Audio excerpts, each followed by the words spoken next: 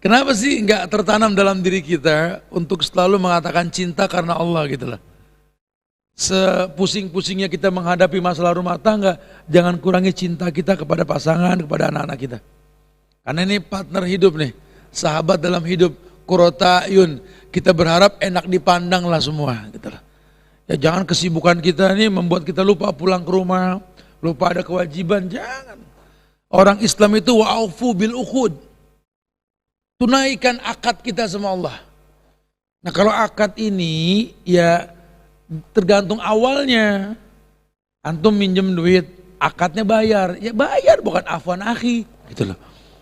Heran. Udah penampilan syar'i, utang gak bayar. Gak bisa.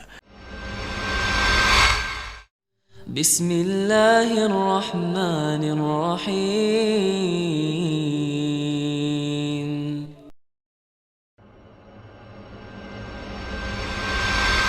Kita berkumpul di masjid ini meluruskan niat. Kita betul-betul pengen memiliki resolusi. Dan resolusi itu bukan ilusi. Mungkin perlu tahu kalau secara umum resolusi itu seperti janji pada diri sendiri atau keputusan untuk melakukan sesuatu. Buat orang-orang yang gemar bermuhasabah diri, ini merupakan bentuk perubahan. Perubahan yang bermanifestasi sebagai sifat perilaku yang baik gitu loh. Makanya nggak ada yang nggak mungkin gitu loh. Jadi jangan dibilang bahwa sesuatu yang baik itu merupakan hanya merupakan ilusi gitu. Nah, ini dunia alam kemungkinan. Dunia ini alam yang semuanya bisa terjadi. Maka orang Islam ini mesti paham, kalau memang betul-betul pengen mendapatkan kemuliaan, maka penekanan dalam agama ini bagaimana kita mengembalikan kepada fitrah bahwa diri kita ini tercipta untuk beribadah. Ya. Jadi bukan mengulang kesalahan. Makanya ada qawaidus syar'i, ada kaidah syariah yang mengatakan bahwa darul mafasid muqaddam ala jalbil masalih. Mencegah sesuatu yang buruk terjadi itu lebih dikedepankan ketimbang melakukan kebaikan. Dan Ibnu Rajab mengatakan ini bukti hati yang sehat. Enggak memperbanyak jumlah bilangan ibadah, tapi yang ada dirapikan. Gitu ya. Jadi bukan bicara kuantitas, dia bicara kualitas gitu loh. Karena dia tahu baik buruk sebuah perbuatan itu menggunakan waktu yang sifatnya titipan dan pinjaman. Summa la tus'aluna yawma idzin anin naim. Dan itu akan ditanyakan, nikmat itu akan ditanyakan, bukan dibiarkan sama Allah. Terus gimana Ustaz? Apakah ada aturan main supaya kebenaran yang memang dijanjikan itu bukan cuma ilusi gitu loh. Ya tadi, buatlah resolusi yang baik. Sehingga nanti kita akan tahu segala yang baik itu akan menghasilkan kebaikan. Ya, karena Allah baik, cuma nerima yang baik. Innallaha thayyib la yaqbalu illa thayyiban. Allah itu baik, cuma nerima yang baik. Penanaman itu oleh orang-orang soleh sebelum kita itu sejak dini. Contohlah yang paling gampang saja. Saya ketika mendengar judul yang dibuatkan ini, nyari dalilnya ngutak-ngutak di Quran mana yang cocok nih. Ternyata memang surat Luqman ayat 12 hingga 19 tuh. Itu kan penerapan bijak seorang ayah yang tahu anak itu titipan ilahi. Dia cuma dititipin sama Allah agar titipan ini seperti yang diinginkan oleh penitipnya, yaitu Allah. Wa ma khalaqtul jinna wal insa illa liya'budun. Itu hukum asal manusia, Allah ciptakan untuk ibadah. Jadi kalau kita ini orang tua atau kita berteman dengan manusia, ingat hubungan kita ini ikatan penitipan gitu loh. Anda punya teman itu titipan Allah. Karena Nabi mengatakan teman itu agamanya tergantung temannya gitu kan. Almar'u ala dini khalilih. Kira-kira kalau Anda berteman dengan dia, Anda bisa gak memberikan masukan tentang agama yang benar? Karena Anda seorang muslim, agama Anda Islam. Islam itu agamanya kata Allah, liyuzhirahu ala dini kulli. Agama yang mewarnai bukan diwarnai. Makanya orang Islamnya yang mewarnai bukan diwarnai. Anda berteman, iya, bisa gak mewarnai dia? Karena kalau Anda nggak mewarnai, Anda yang diwarnai. Apalagi dia non muslim. Allah sudah bilang, walan tardu ankal yahuda walan nasara hatta tattabi'a millatahum. Kamu berteman sama Yahudi sama Nasrani, hati-hati. Mereka nggak rela sampai kamu masuk ke agama mereka. Terjadi gak? Terjadi. Hari gini bos-bos gede agamanya non muslim. Ketika ritual perayaan mereka, ini pegawainya suruh ngikut dengan bahasa toleransi. Seakan-akan Tuhan kita nggak ngajarin toleransi. Khusus turun ayat untuk toleransi. Lakum dinukum. Cuma karena memang dunia ini mataul gurur, kenikmatan yang menipu, saking nikmatnya membuat kita ini jadi kendor dalam beragama gitulah. Kita nggak berani tegas. Mulut sih ngomong, saya sih tat nggak bakal makan babi tat. Cakep, Islam nggak bakal makan babi. Tapi ente makan riba bro. Babi haram zatnya. Kalau riba lebih dari babi. Kenapa? Riba 1 dirham di riba itu sama dengan zina sama orang tua. Bahkan riba itu perang lawan Tuhan. Kenapa ente pilih riba sementara babi ente haramkan? Ajib. Aduh. Kita ngobrol yang lain dekat, gitu katanya. Ini kayaknya ribet juga nih bahasan, bukan ribet, ini kita belajar bro. Kita belajar gitu loh. Dengan harapan nanti makin ke depan makin baik lah. Karena ini orang-orang Yahudi kan megang perbankan dunia. Kita dibikin seakan-akan Tuhan juga maklum gitu loh. Kan cuma transportasi, nggak stay money di situ. Iya, tapi kan tetap ada perputaran bro. Kalau memang antum belum sanggup, ya bahasanya darurat. Antara Anda dengan Tuhan, bukan dengan Ustadz. Jangan nanya kalau darurat. Ya itu hukumnya apa? Antara si pelaku dengan Tuhannya. Karena dia yang tahu urgensinya gitu lah. Tapi kan tetap bahasanya itulah cara mereka. Contoh yang paling gampang saja. Ini Yahudi, Zionis Yahudi ini membantai orang Islam di Gaza. Tetapi dia kan berkamuflase dengan nama Israel. Perang belum, udah menang mereka. Apa menangnya? Kita mencaci maki Nabi yang namanya Israel. Nabi Yakub alaihissalam nama lainnya sampai Israel kan. Karena kejahilan kita mengatakan ini kurang ajar nih Israel. Menang mereka sudah. 1 poin. Karena kita nggak tahu bagaimana marah yang benar gitulah. Semangat untuk mendoakan mereka sampai semua masjid baca kunut nazilah. Bagus. Tapi penyakit di negeri kita ini hilang masalah dengan masalah. Ramenya masalah pemilu ini membuat kita lupa mendoakan Palestina, betul. Kita kan kayak penggadaian, hilang masalah dengan masalah. Kenapa sih nggak tertanam dalam diri kita untuk selalu mengatakan cinta karena Allah gitu lah. Sepusing-pusingnya kita menghadapi masalah rumah tangga, jangan kurangi cinta kita kepada pasangan, kepada anak-anak kita. Karena ini partner hidup nih, sahabat dalam hidup. Qurrata'yun, kita berharap enak dipandang lah semua gitu lah. Ya jangan kesibukan kita ini membuat kita lupa pulang ke rumah, lupa ada kewajiban, jangan. Orang Islam itu wa'aufu bil uqud. Tunaikan akad kita sama Allah. Nah kalau akad ini ya tergantung awalnya. Antum minjem duit, akadnya bayar. Ya bayar bukan afwan akhi gitu loh. Heran. Udah penampilan syar'i, utang gak bayar, gak bisa. Nanti yang rusak agama. Akhirnya yang rusak agama kita. Dan kita gak pengen agama rusak karena kita. Kenapa? Karena di Islam ini kita belum sempurna agama, sudah merusak agama. Ya, Masya Allah. Nah, di surat Luqman tadi, kita baca poin-poinnya lah. Kalau kita bahas ini 7 ayat panjang-panjang ini, sampai asar urusan ini. Ayat ini menginformasikan bahwa Allah mengatakan ada orang yang bernama Luqman yang diberikan hikmah, diberikan ilmu sama Allah. Allah mengatakan atau Allah berfirman dalam surat ini, "Walaqad ataina Luqmanal hikmata an yashkur lillah. Wa may yashkur fa innama yashkur li nafsi wa man kafara fa innallaha ghaniyyun hamid." Allah bilang, Allah lah yang mendatangkan hikmah buat Luqman.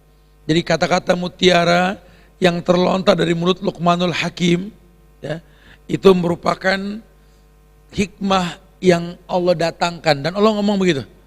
Karena kalau bicara Luqman, Luqman ini seperti Bilal, budak hitam, ya, yang mungkin orang menganggap biasa-biasa saja, orang-orang gunung Jabal. Ya, bahkan riwayat mengatakan Luqman itu orang berkulit hitam, berambut keriting seperti lada, berbibir tebal, hitam, orang gurun gitu ya. Tapi buat Allah kan fisik bukan segalanya. Ya, kadang-kadang di dalam bongkahan batu yang berlumut ada berlian. Terkadang dalam cangkang yang lumpurnya itu kotor ada mutiara. Ini bukti kalau Allah sudah memuliakan sesuatu, nggak ada yang bisa menghancurkan kemuliaan tersebut. Allah berfirman, "Walaqad ataina Luqmanal hikmata an yashkur lillah." Dan kami telah mendatangkan kepada Luqman hikmah. Hikmah tentang apa? An yashkur lillah, agar bersyukur kepada Allah. Bersyukur ini bukan dapat duit sedekah aja. Bersyukur itu ketika bisa menjauhkan kemaksiatan yang Allah larang. Bersyukur itu ketika kita melaksanakan semua perintah. Itu bersyukur. Kita terjemahan syukur cuma ucapan alhamdulillah di ujung bibir. Alhamdulillah, anda udah bersyukur, begitu bahasanya. Ya. Akhi, semoga Allah muliakan kita semua dengan memaknai syukur pada terjemahan yang benar gitu loh. Allah berfirman, aniskurli, aniskurlillah. Untuk bersyukur lillah, kepada lillah milik Allah. Semua yang Allah titipkan kau syukuri. Seperti ayat yang mengatakan wabtagi fi ma atakallahu daral akhirah wa la tansa nasibaka minad dunya. Pernah dengar ayat ini kan? Pakai dengan apa yang Allah titipkan sama kamu untuk akhirat, tapi jangan lupakan dunia. Orang menerjemahkan ini duit. Ini uang nih. Pakai yang Allah kasih berbentuk harta, kamu untuk akhirat, tapi jangan lupakan dunia.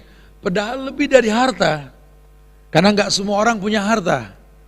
Mungkin diberikan fisik yang sehat, mata yang bagus, telinga yang baik, tangan yang masya Allah, kakinya subhanallah.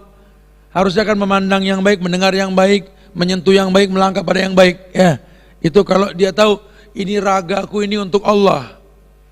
Semua yang kulihat yang baik, yang kudengar yang baik, dengan harapan hati ini baik. Kalau hati ini sudah baik, bukankah Nabi mengatakan setiap hari semua anggota tubuh berkata kepada hati, wahai hati kami tergantung kamu. Tangan ngomong gitu, kaki, indera kita ngomong begitu. Makanya dia memaksimalkan untuk bisa bersyukur kepada apa yang Allah berikan. Jadi orientasinya akhirat, tapi dia nggak lupain dunia. Kalau kita di akhir zaman ini kita pakai buat dunia, tapi kita nggak lupain akhirat. Akhirat sekedar. Hari-harinya Imam Syafi'i itu kalau nggak belajar mengajar. Bahkan banyak riwayat yang menjelaskan tentang Imam Syafi'i ditanya sebuah dalil dan beliau itu tidak bisa menjawab, minta waktu. Berdiam dirilah beliau di rumah dan dikatakan dalam sebuah riwayat kata Imam Syafi'i, aku berdiam selama 3 hari. Dan selama 3 hari itu kuhatamkan Quran 3 kali. Sehingga aku bertemu dengan ayat surat An-Nisa ayat 115. Atau buka tafsirnya di Ibnu Katsir. Dijelaskan cerita ini. Ayat yang mengatakan wa may yushakkikir rasula mim ba'di ma tabayyana lahul huda wa yattabi ghaira sabilil mu'minin nuwallihi ma tawalla wa nuslihi jahannam wa sa'at masyirah. Itu ayat ditemukan sama Imam Syafi'i di hataman yang ketiga dalam 3 hari. Ajib gak? Kira-kira antum 3 hari hatam 3 kali, ngapain aja di rumah tuh? Udah gak napas kita. Hari-harinya seperti itu. Tapi ketika beliau lapar, beliau gak minta bantuan. Gak minta tolong. Beliau keluar rumah kerja. Ada orang lagi manen korma, minta izin saya bantuin ya. Dibayar sama sekarung korma. Sekarung itu buat makan, belajar lagi, ngajar lagi. Paham? Jadi dihabiskan buat akhirat tapi dia nggak lupakan dunia. Kalau kita kan kalau perlu kita manen korma mulu, jangan lupa sholat, paling begitu. Kelas kita beda nih sama mereka nih. Karena mereka orang yang yakin sekali. Wala tadri nafsun mada taksibu ghadan. Di mana mereka yakin nggak ada yang tahu kapan kematian menjemput mereka. Maka mereka sangat memperhatikan usia mereka ini. Masya Allah. Luqman punya hikmah yang Allah berikan sama dia. Kata Allah, aniskurillah. Untuk bersyukur pada lillah semua yang Allah berikan kepada dia. Wa may yashkur fa inna yashkur li nafsi. Karena kalau orang bisa bersyukur, hakikatnya dia bersyukur untuk dirinya sendiri. Anda sholat itu bersyukur loh. Bukankah Nabi mengatakan, tidak bolehkah aku menjadi hamba yang bersyukur? Sholat hingga bengkak kakinya. Kira-kira kalau kita sholat yang diuntungin siapa? Allah. Jangan sok-sokan.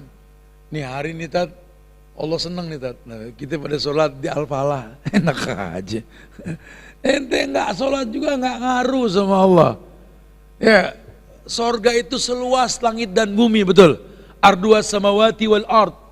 Kita suruh minta kapling, cari kapling satu. Udah luasnya seluas langit dan bumi, sorga lebih gede daripada dunia. Kita nggak punya satu kapling kan kelewatan. Gede sekali, iya. Kalaupun kamu nggak mau masuk sorga karena acap kali menggemarkan keburukan, Allah bilang neraka juga butuh bahan bakar. Ukuduhan nas wal hijarah. Allah butuh bahan bakar batu dan manusia buat neraka. Jadi kitalah yang butuh Allah, kita yang butuh sorga, maka kita butuh ridhonya Allah. Makanya kata-kata yang membasahi bibir kita, kalau orang meninggal, istilahnya apa? Pulang ke rahmatullah, betul? Aneh punya teman Tat, meninggal Tat, udah pulang ke rahmatullah, amin. Nah, kalau betul ke rahmatullah, karena sorga itu kan rahmat Allah. Hufrotan Raudhatun min riyadil jannah, ini lubang kubur, lubang sorga, itu rahmat Allah. Si mayit ditalkinkan sama anak-anaknya, la ilaha illallah, meninggal la ilaha illallah, itu rahmat Allah. Si mayit meninggal, tapi anaknya beristighfar selalu buat orang tuanya, itu rahmat Allah. Ditambah lagi memang dianya baik dalam keagamaan ketika hidup, paling tidak berbuat syirik. Ya, Syekh Muhammad Soleh Fauzan ini ditanya oleh salah seorang penanya tentang seorang ibu yang bertanya tentang anaknya yang yatim karena suaminya meninggal.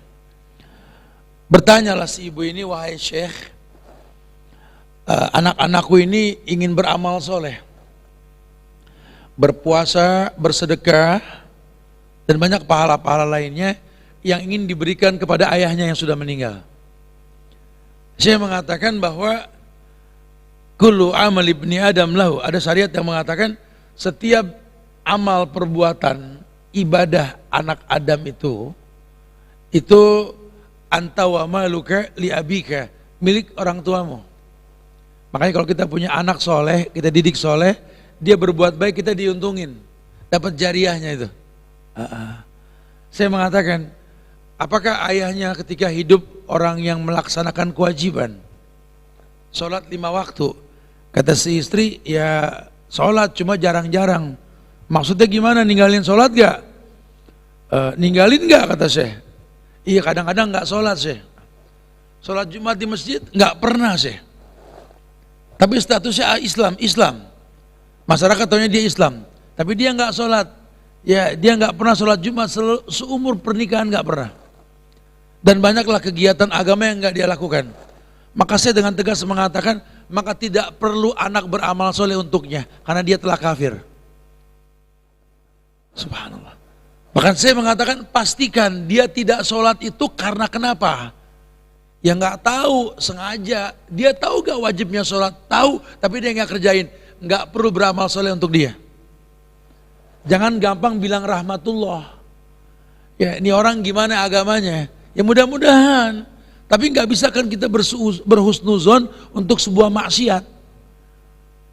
Kan nyolong itu jelas haram, nggak usah dibela.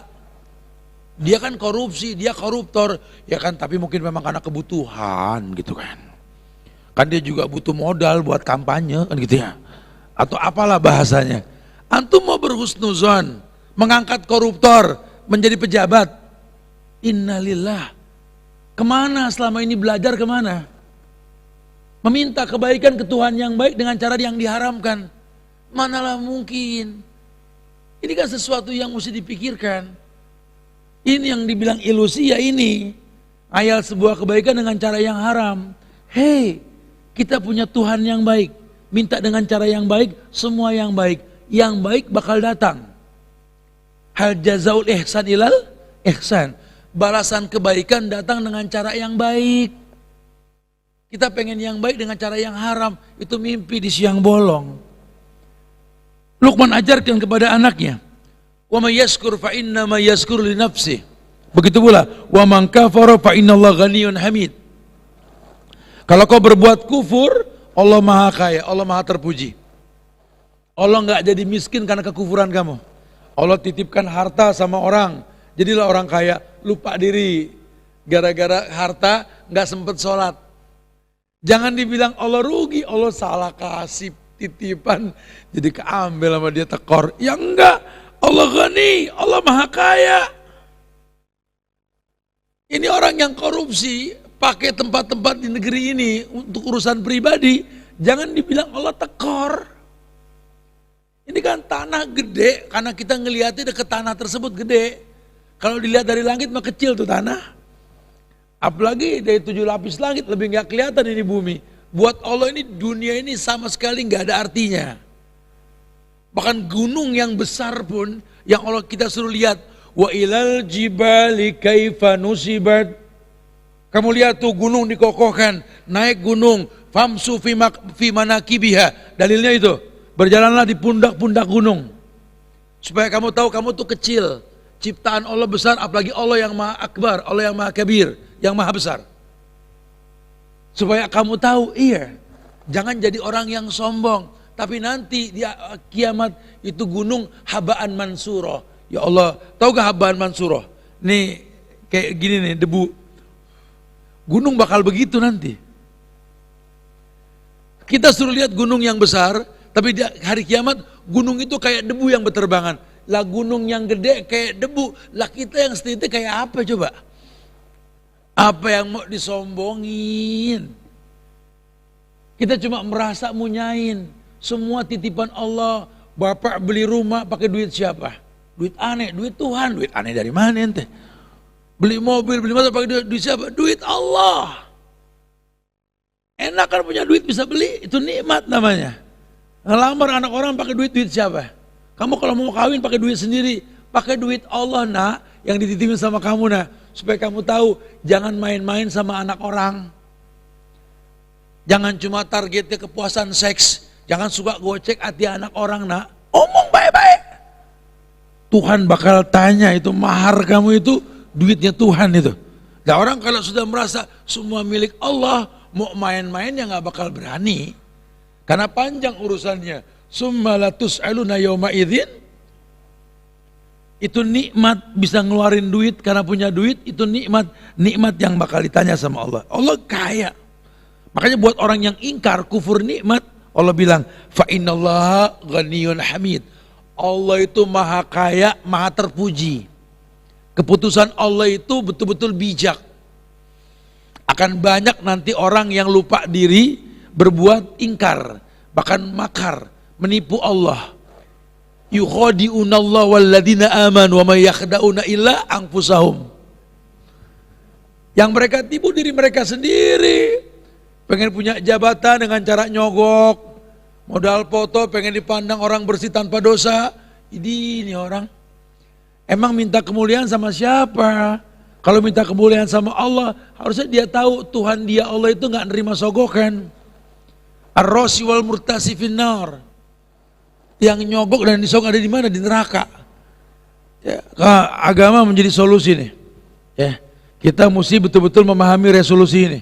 Sehingga nanti mungkin, kalau buat Allah mungkin kalau caranya benar. Kemudian ayat selanjutnya mengatakan Wa idh qala Luqmanu libnihi wa huwa ya'izzuhu ya bunayya la tusyrik billah. Ada sebuah pakem dalam edukasi diri dan anak-anak kita atau keluarga kita.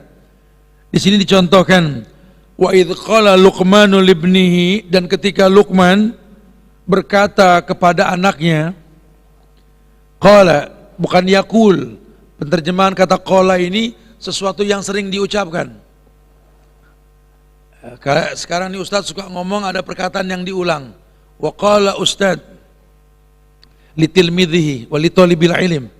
Ustadz berkata dengan perkataan yang sering diulang. Karena memang dakwah itu pengulangan, jangan sampai kita nggak diulang-ulang. Mulihin.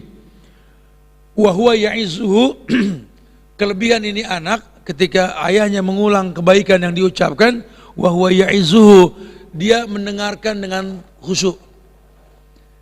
Karena yang mindain itu hafalan Allah. Kebenak orang yang betul-betul ya'izuhu, memang butuh itu. Makanya kita kalau ngomong ke orang yang nggak butuh nasihat, mendingan gak usah ngomong, percuma. Kadang-kadang dalam satu forum, Ustadz, anak nanya Ustadz, misalkan gini, gimana tuh Ustadz? Ustadz, Toyib, anak jawab, tapi dia ngomong sama temennya, nggak usah dijawab Ustadz, ini orang nggak butuh, cuma hiporia. Kalau dia butuh, dia akan dengarkan semua yang dia tanya, kelihatan. Bertanya dengan kertas. Kalau dia butuh, dia akan berusaha untuk ya'izuhu. Bukan cuma kesan bahwa memang ya yang penting memberi dan diberi gitu loh. Take and give-nya ada. Anak yang baik itu anak yang tahu bahwa orang tua itu punya keinginan yang baik. Tidak ada sedikit pun keburukan di hati orang tua kita untuk anak-anak kita, tidak ada. Makanya mendidik mereka untuk husnuzon kepada kita itu penting banget. Ya kalau kita lihat cerita tentang Ismail sama Ibrahim, kemudian juga bagaimana Isa dengan Maryamnya, kemudian nih Luqman dengan anaknya, kita lihat mereka sama orang tua, Masya Allah, tidak ada suuzon.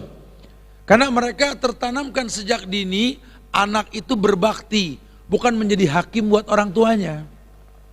Karena mungkin nanti dia punya orang tua yang gak baik, tapi bukan tugas dia menjadi hakim buat orang tuanya. Orang tuanya ini divorce, cerai, suami istri. Memang ada bekas suami istri, tapi kan nggak ada bekas orang tua buat anak. Ya, ayah ribut sama ibu, ibu ribut sama ayah, urusan mereka. Tugas kita hanya berbakti. Mudah-mudahan dengan bakti kita kepada mereka, mereka diberikan hidayah. Apa sih yang membuat kamu senang sama ayah kamu? Dia tuh ngezolimin mama loh. Kalau ke ayahnya, kamu ngapain ke mama kamu? Dia tuh zolim sama papa. Ini berkoalisi buat membuat anak durhaka, kan bodoh, ini perceraian yang tidak baik ini. Anaknya yang bijak mengatakan, udah lama, mama bilang bapak tuh buruk, di sana papa bilang mama buruk. Aku berhusnuzon kalian orang baik, karena siapapun kalian, Allah titipkan aku melalui kalian. Mudah-mudahan aku bagian dari anak yang bermanfaat buat orang tua, karena yang aku tahu memang terkadang anak lahir, orang tua bermanfaat buat anak. Tapi tidak sedikit kalau pada akhirnya nanti bayi merah yang dilahirkan ini besar bermanfaat buat kedua orang tuanya. Itu yang bijak. Bukan malah menerima koalisi. Kamu gak usah ke papa kamu. Siapa? Wani Piro. Begitu. Papa juga gitu. Ini kacau ini ya. Enggak. Kalau bisa memang menjadi bagian dari resolusi. Ya. Kalau bisa memberikan itu ke orang tua. Udah. Sudah, kalau mungkin kalian gagal merajut tali kasih rumah tangga, jangan gagal merajut tali kasih di antara kita. Jangan didik anak kamu ini menjadi anak yang durhaka sama orang tua, gitu. Itu anak yang bijak, anak yang Masya Allah. Alasan kamu bilang gitu kenapa? Itu di Quran juga dibilang, wa sahibhuma fid dunya ma'rufa. Jadikan orang tuamu sahib, sahabat. Aku disuruh bersahabat sama kalian, sama Allah. Padahal ayat sebelumnya wa in jahadaka ala an tusyrika bi. Kalaupun orang tuamu mengajak berbuat syirik, syirik dosa yang paling besar, fala tutihuma, jangan dipatuhi. Wa sahibhuma fid dunya ma'rufa. Tapi jadikan dia sahabat. Sahabat yang ma'ruf, sahabat yang betul-betul jelas. Wa sahibhuma fid dunya ma'rufa. Nasihat Luqman begitu ke anaknya. Ya. Wa idz qala Luqman li ibni wa huwa ya'izu ya bunayya la tusyrik billah. Tapi penekanan yang utama Luqman ketitipan anak ini, selain dia mendidik anak sopan sama orang tua untuk terbentuk karakter yang baik di hari yang akan datang ini, dibuatlah anak ini betul-betul nurut ya'izuhu. Luqman pun berkata kepada anaknya, ya bunayya. Ya bunayya itu kata-kata lembut loh. Karena yang kita tahu anak tuh ibnun, ya ibni, ya waladi. Tapi ini ya bunayya, banaya ibni binaan. Wahai sosok manusia yang sedang kubangun, yang sedang kudidik. Lembut banget. Ya bunayya, duhai anakku sayang sini. Ya bunayya. La tusyrik billah. Bentuk sayang ayah bukan cuma di mulut. Ya ini mengajak kamu jangan berbuat syirik. Orang tua enggak ngajak yang lain. Yang diajak pertama kali, jangan kau berbuat syirik. Kata jangan berbuat syirik ini, di situ diajarkan kalimat yang pertama, baik bisa ngomong Allah la ilaha illallah. Penanaman tauhid, akidah, supaya nanti ke depannya Allah banyak berikan solusi kalau dia berakidah baik. Ya, orang yang bertakwa itu orang yang diberikan solusi sama Allah. Wa may yattaqillah yaj'al lahu makhrajan. Allah berikan solusi. Ini anak enggak selamanya sama orang tua. Satu waktu dia bakal mandiri. Tapi kalau dia jadi orang yang kenal Allah, bertakwa, enggak usah takut. Dimanapun dia berada, Allah bersama dia. Allah yang bilang, wa huwa ma'akum aina ma kuntum. Bukan wujud Allah, ilmunya Allah. Allah bakal kirim malaikat rahmat buat bantu dia. Kalau Allahnya beristiwa di atas langit, Ar-Rahman alal arsy istawa. Ar-Rahman itu beristiwa di atas arsy, tapi Allah bilang, wa huwa ma'akum aina ma kuntum. Asal kalian beriman, Allah bersama kalian. Bukan wujud Allahnya, pertolongan, ilmunya Allah. Ada malaikat rahmat, sadar diri ada malaikat yang mencatat, inna alaikum lahafizin kiraman katibin. Tinggal di negeri yang hujannya gampang. Bukankah hujan turun barokatuh minas sama, berkat dari langit?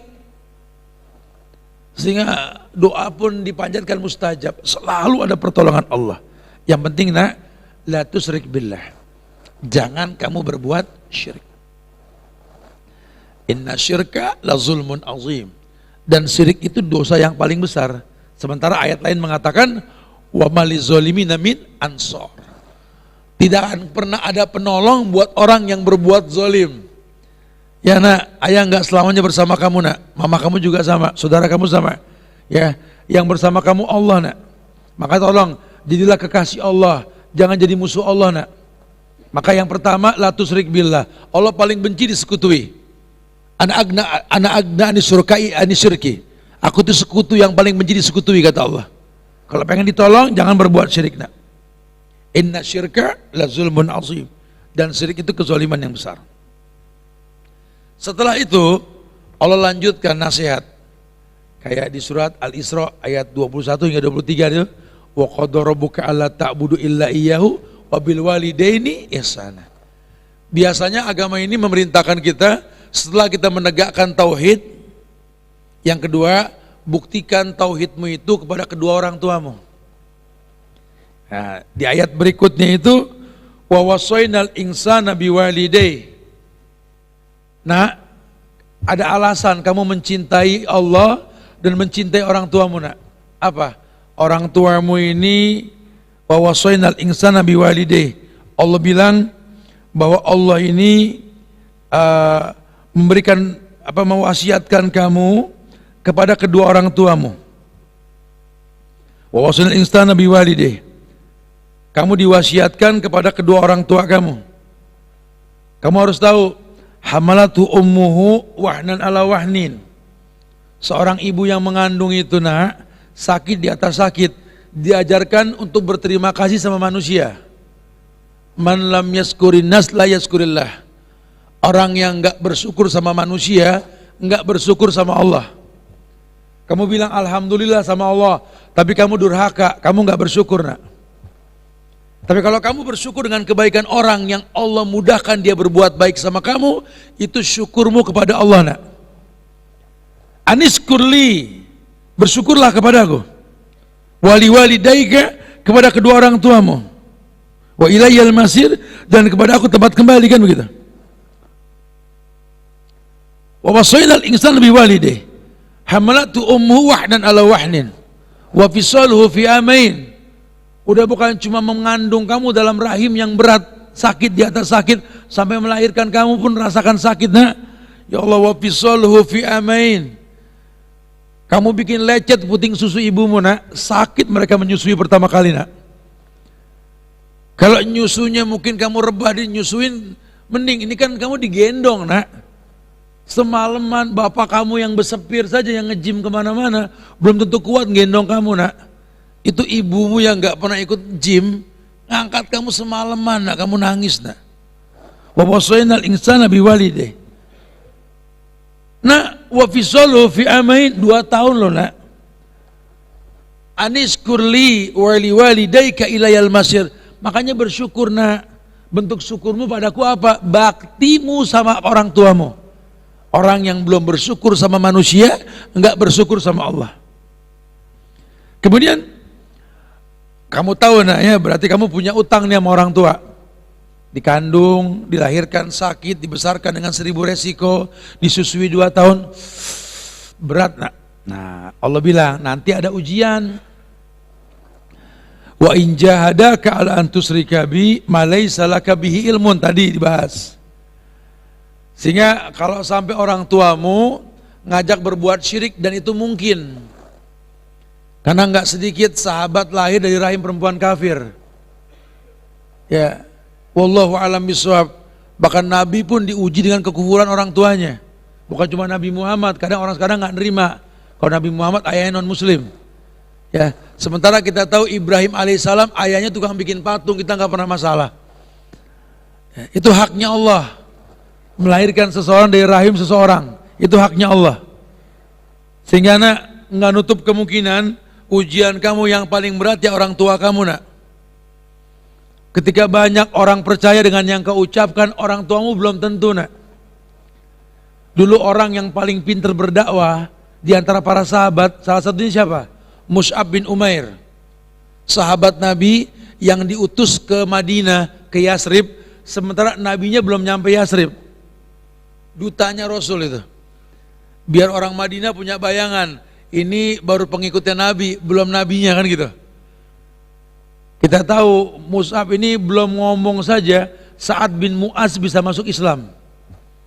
Sahabat Nabi yang meninggal di Uhud, petinggi Madinah saat itu, yang mengatakan lam arahu ka'annahu min rijalil jannah. Aku belum pernah ngelihat lelaki hebat, piawai dalam berpenampilan dan mengucapkan sesuatu melebihi dia. Ini sih penghuni sorga. Saat bilang ke Mus'ab seperti itu. Mus'ab tuh pinter banget ngomong. Ya, Mus'ab itu tingkah lakunya, aroma tubuhnya tercium 100 langkah sebelum dia sampai. Perfect, good looking, good smell. Layaklah dia dikatakan dai gitulah. Tapi ibunya menentang keislaman dia. Kalau antum tahu sejarah Mus'ab, ibunya lah yang menentang pertama kali dakwah Islam. Bahkan ibunya nggak tanggung-tanggung, dia buka rambutnya, dia gunting depan umum untuk membuktikan bahwa dia antipati dengan yang anaknya bawa. Antum baru nggak ditegur sama emak. Emak antum nggak gunting rambut juga depan umum, betul?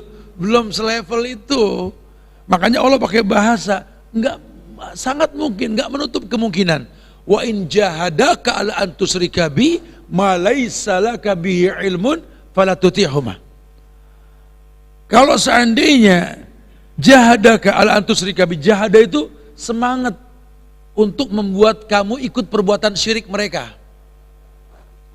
Ya, kata Allah, ma laysa laka bihi ilmun. Aku enggak pernah kasih kamu ilmu untuk berbuat ini. Jangan ikutin. Enggak ada ilmunya. Dan memang semua perbuatan bid'ah dan syirik enggak pakai ilmu. Pakainya tradisi, rutinitas. Makanya ketika banyak orang berilmu, ada tradisi bisa hilang dengan sendirinya. Kenapa orang-orang Eropa sekarang ini berbondong-bondong, ribuan bahkan jutaan masuk Islam? Tingginya ilmu mereka. Islam ini ilmiah, agama ini dalil, pakai ilmu. Nah, agak susahnya ini seperti itu kondisinya. Ya, saya ngobrol sama salah seorang dai di UK yang bernama Mufti Meng. Saya ngobrol sama beliau. Mufti Meng ini cerita, memang di kita sedang marak ini Islam dan berbondong-bondong orang masuk Islam.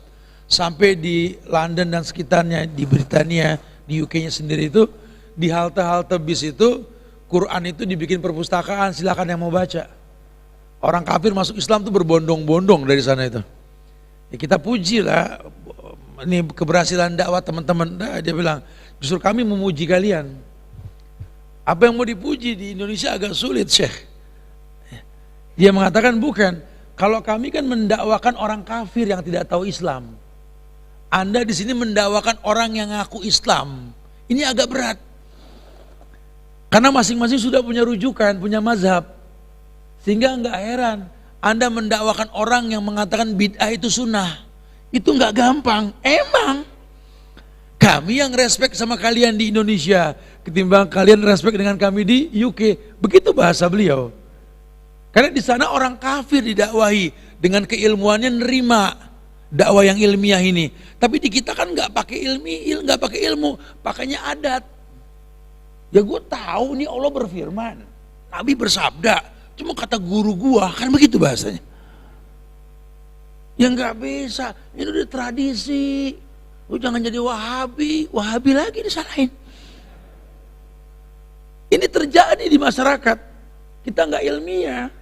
Makanya para sahabat mengantisipasi terjadinya pensunahan bid'ah itu yang di dalam riwayat Hudzaifah ibn al-Yaman, walakin fihi dukhon wa ma dukhonu ya Rasulullah qaumun yastanuna bi ghairi sunnati wa yahduna bi ghairi hadi ta'rifu minhum atunkir. Kebaikan setelah aku wafat nanti, kata Rasul, akan datang lagi, cuma ada kabut, ada asapnya kebaikan tersebut. Apa kabut itu? Ya Rasulullah, Hudzaifah ibn al-Yaman tanya, qaumun yastanuna bi ghairi sunnati. Nanti setelah aku mati dan sahabatku pun mati, akan ada orang bersunnah dengan yang bukan sunnahku. Terjadi gak? Terjadi. Azan bukan gak azan, azan sama azannya. Cuma bedanya zaman Nabi azan buat sholat. Ini buat ngantar orang ke embarkasi haji. Azannya sama. Wallahi sama. Dalilnya juga sama, Quran dan Sunnah, tapi aplikasinya bid'ah. Imam Malik mengatakan, man ibtada'a fil Islam bid'atan yaraha hasanah faqad za'ama anna Muhammadan khana risalah. Ini Imam Malik yang ngomong di kitab Al-Muwatta. Kata Imam Malik, man ibtada'a fil Islam bid'ah, orang yang berbuat sesuatu yang baru dalam agama yang dikatakan bid'ah. Kemudian yarahu hasanah, dia melihatnya hasanah, baik.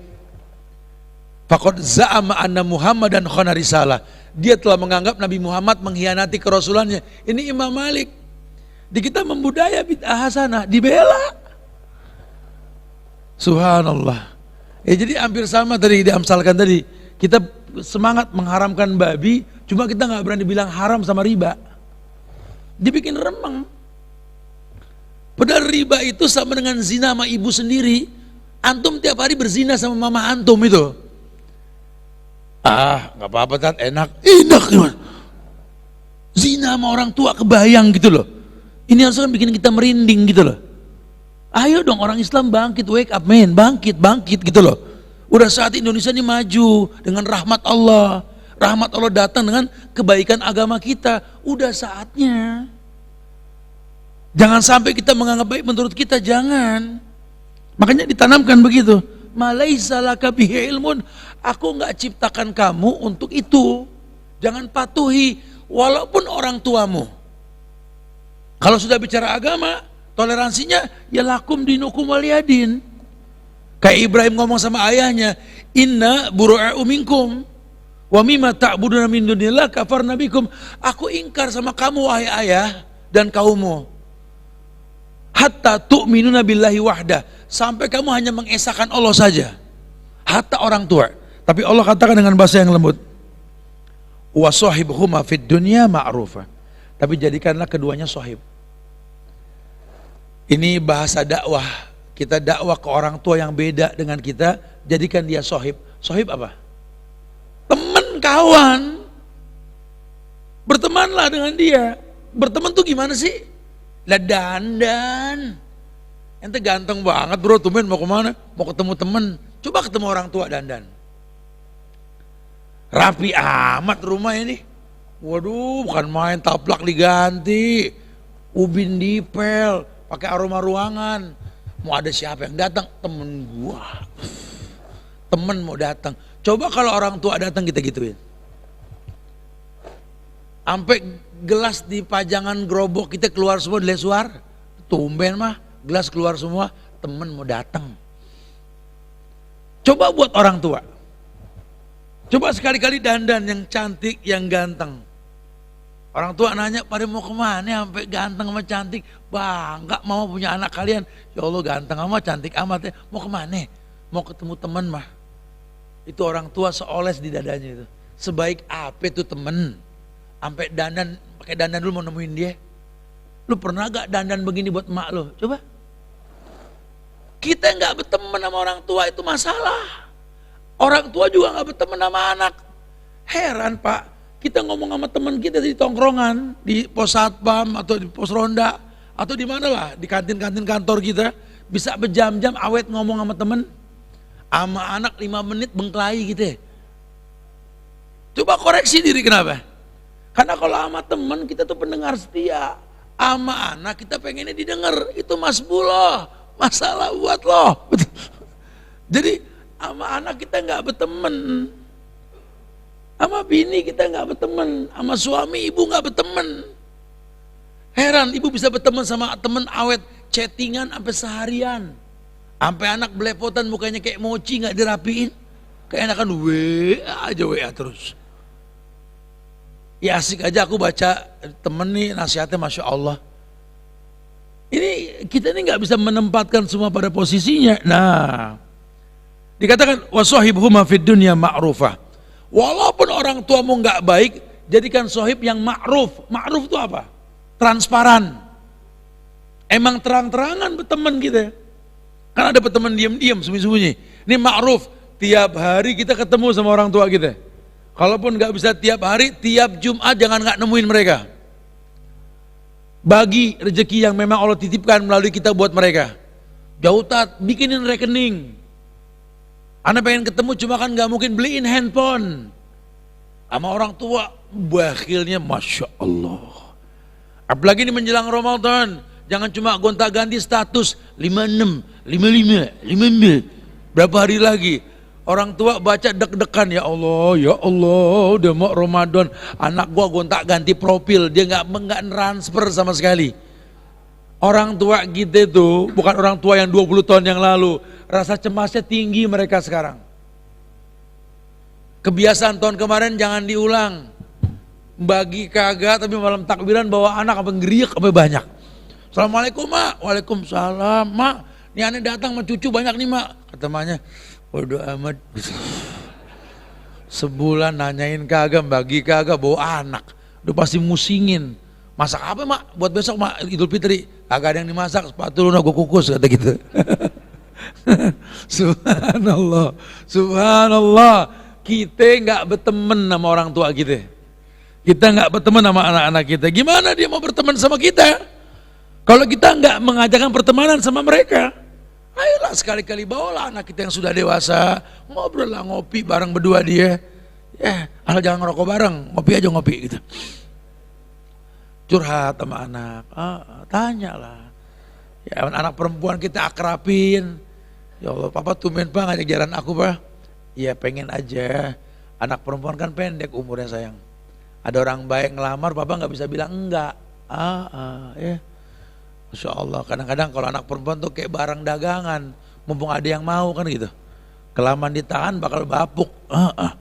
Udah papa nggak bisa ketemu lagi kalau udah nikah kamu. Ya Allah mudah-mudahan ya dapat lelaki yang soleh, yang ngerti. Orang laki ini berasa jadi bapak pas punya anak perempuan.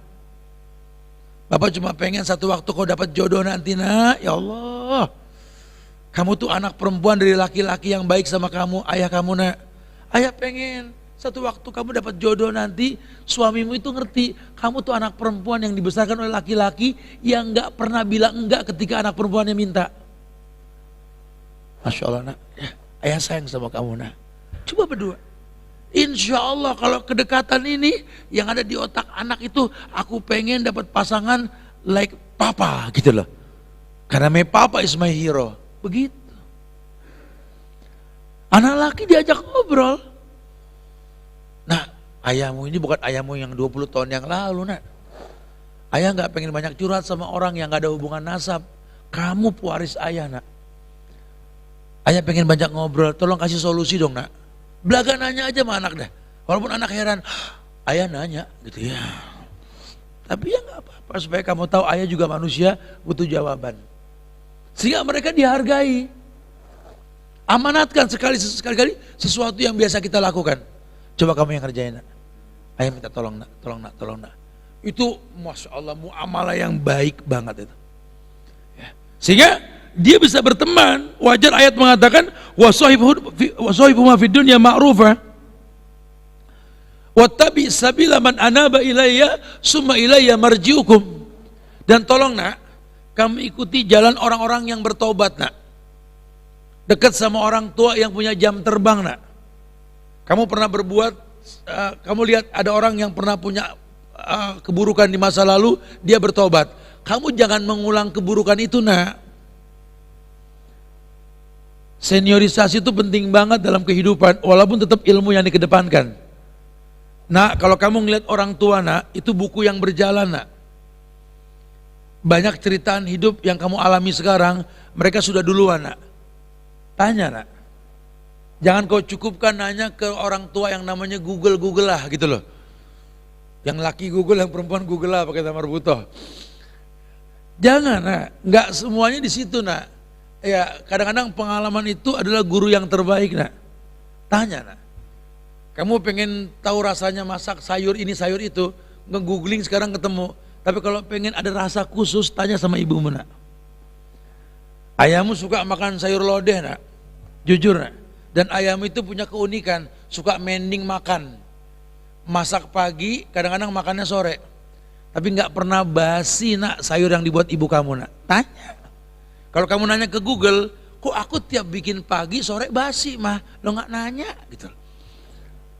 Di Google diajarin nggak bumbunya ditumis? Nggak nanya, makanya gitu loh.